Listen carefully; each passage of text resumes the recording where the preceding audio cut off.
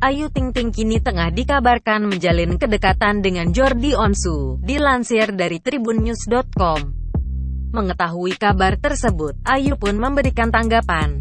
Ayu mengaku memang sedang dekat dengan adik Ruben Onsu tersebut. Ayu menegaskan dirinya dekat sebagai teman dan tidak berpacaran dengan Jordi. Kendati demikian, wanita berusia 30 tahun tersebut tidak ingin menduga-duga bagaimana hubungan kedepannya dengan Jordi. Ia pun sudah memaklumi masyarakat yang langsung menilai dirinya memiliki hubungan dengan pria, meski baru dekat atau terlihat berinteraksi. Lebih lanjut, Ayu juga mengaku dekat dengan Ruben dan sudah menganggapnya sebagai kakaknya sendiri. Selain itu, Ruben tipikal sosok yang tak suka ikut campur dan bersifat cuek. Dalam kesempatan tersebut, Ayu mengaku selain mendapat kejutan ulang tahun dari Jordi, ia juga mendapat makanan. Ia juga merasa senang dan menyebut kejutan malam itu merupakan kado terindah untuknya.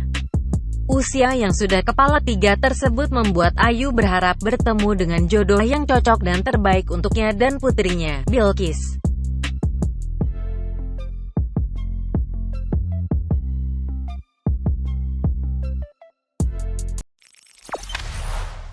Jangan lupa subscribe, share, komen, dan like ya!